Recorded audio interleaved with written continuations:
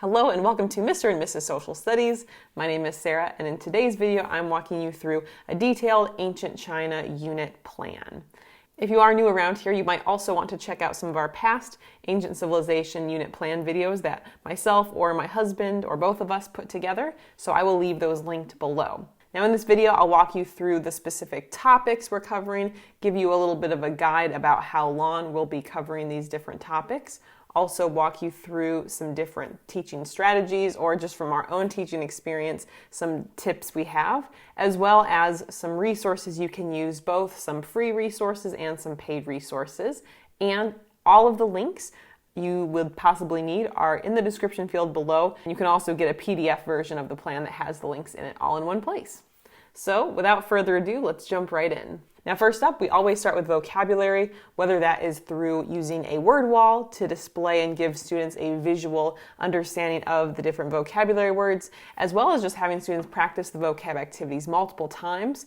We love using these digital Google Drive vocab activities because it's just effortless, especially during times of hybrid teaching or remote teaching. If you're feeling like, I have an extra 10 or 15 minutes and I'm not sure what the students will work on, it's a great opportunity to use a vocab activity.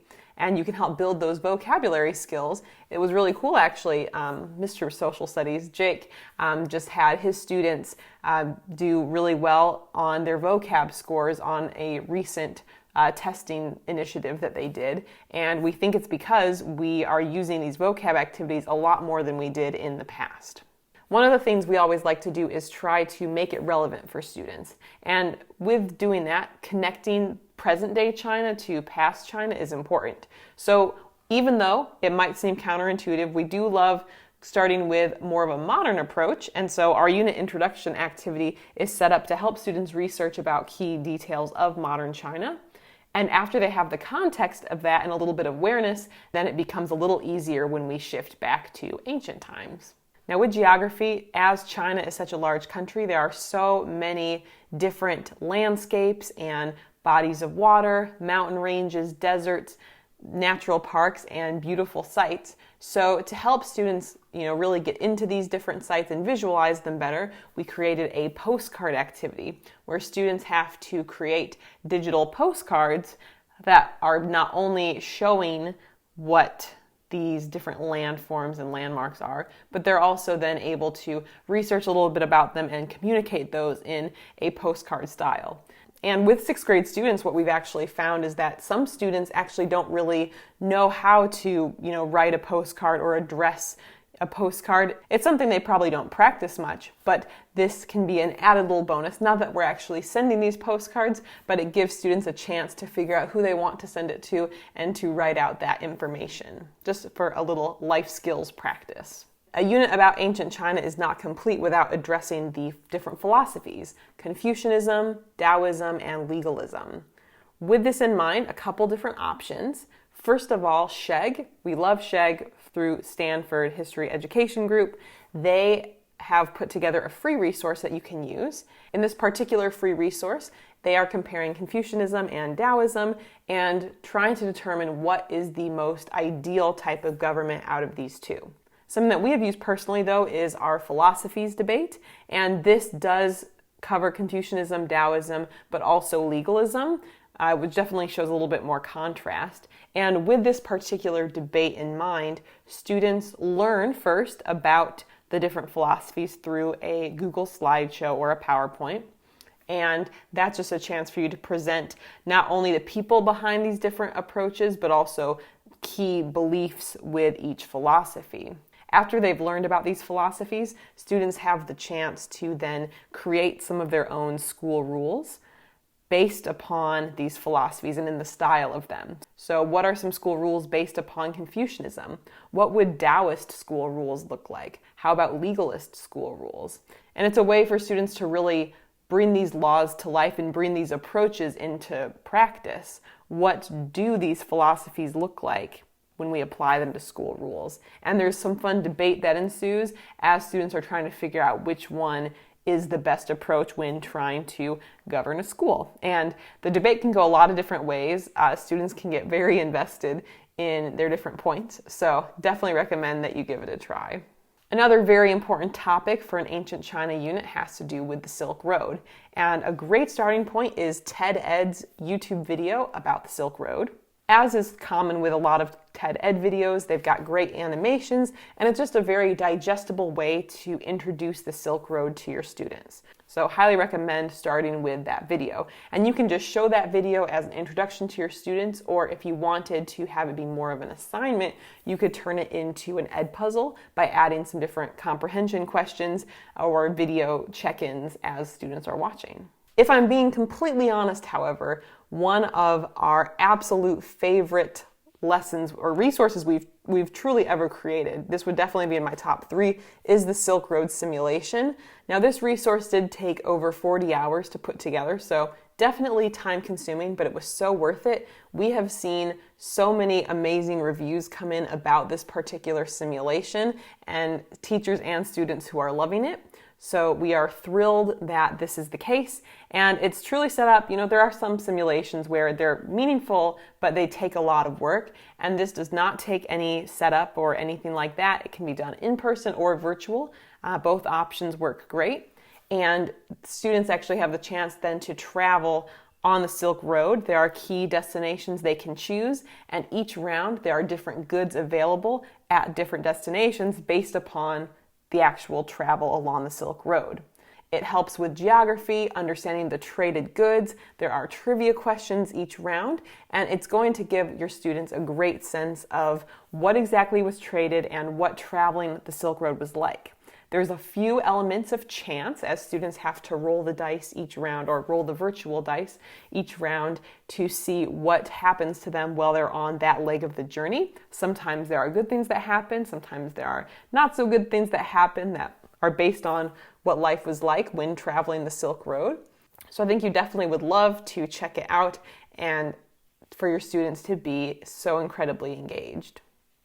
If you don't feel like doing a full-scale simulation though, we also have a Silk Road road trip project, which also gives students a chance to start to visualize a little bit of the distance of the Silk Road and some of the cultural elements of these different places, especially with the context of planning out a road trip. Now, this next resource is a free resource, and if you haven't checked them out before, you'll definitely want to look and see what they have. It is a very robust library with a lot of really unique and interesting lessons. The website is C3 Teachers, College, Career, and Civic Life, and it's at c3teachers.org. With that, I know there's a lot here that's related to New York standards, I believe, and with this, we have found many of their lessons to be incredibly interesting, and they're definitely doing a good job of incorporating a lot of different skills and important standards. I will say we have not ever used any of their lessons fully. I think they're very good in theory. They're not really well set up for digital components and teaching remotely, as well as they are very paper heavy.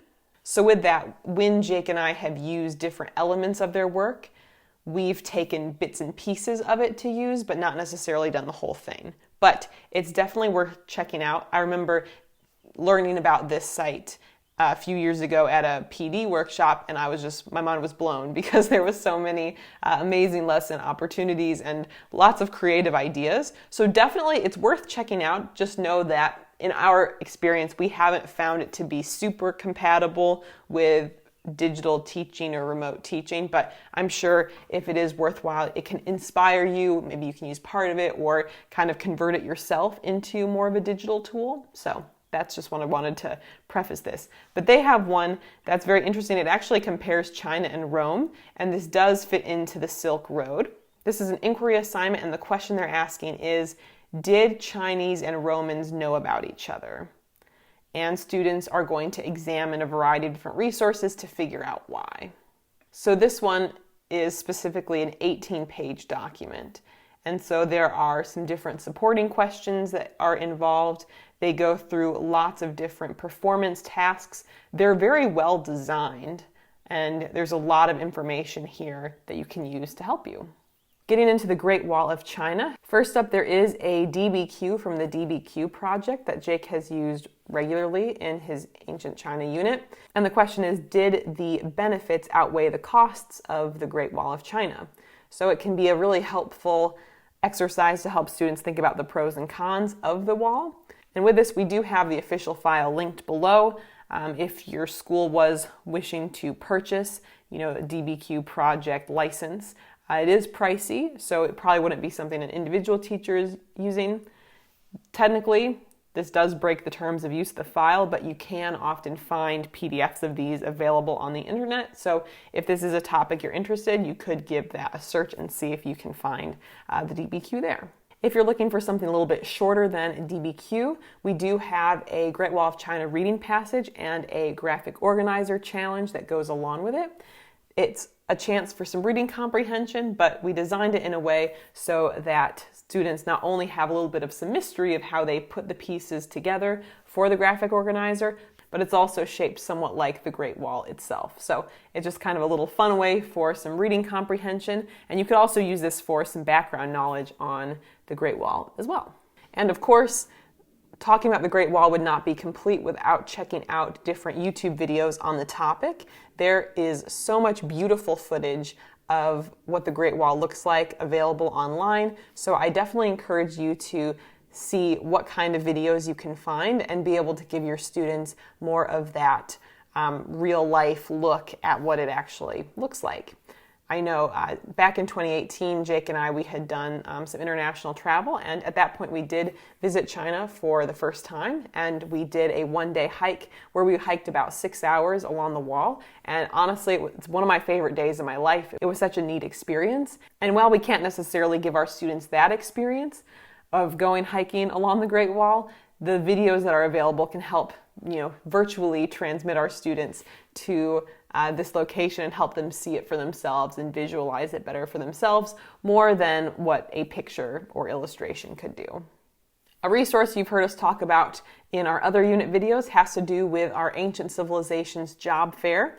This is a great chance to combine both the different people from each civilization in ancient times and some job skills that students need but don't necessarily often get exposure to, especially at the middle school level, for instance. So we love being able to incorporate these together in this resource that's specific to ancient China. In this particular version, students are looking at resumes of Confucius, Qin Shi Huangdi, Emperor Wu of Han, and Empress Wu. And with this, they have to decide, after they analyze the resumes, what jobs each person would be a good fit for. So it definitely connects into the analysis side. They're taking a look at these resources, reading over their resumes carefully, but then having to think from the perspective of someone who is hiring for a different job. And through this process, while students are not necessarily creating their own resume, they are kind of witnessing how you might set up a resume, the examples you might include on a resume, and more. So we love using these. Our students get really into it, and we hope yours will as well. To finish up here, we always put together an easy, no prep, printable activity sheet that features some different activities students can do either as early finisher activities or emergency subplans. It's so helpful just having these on hand, whether you are unexpectedly out or when kids finish a certain assignment way faster than you thought they would and you've got nothing else planned. It's just nice to have ready to go in your back pocket. And with this particular resource, there is a timeline activity with the Chinese dynasties, as well as a word search with some ancient China vocabulary, which is the same vocabulary words that we talked about at the start of this video. So we've got you covered there. If you do need to take an impromptu day and you just need an easy subplan, this will be perfect for you. Please let us know any questions you have about any of these resources I talked about today. And remember, in the description field of this video, you can get links to not only the PDF that's got exactly how long we spend on each part of this, each of these resources I talked about, but also all the links and some additional details for you, as well as just links to everything I mentioned else in the description field. Thank you for joining us. Remember, you can subscribe here if you are new to the channel and check out some of our past Ancient Civilizations unit plan videos here. We'll see you next time. Bye.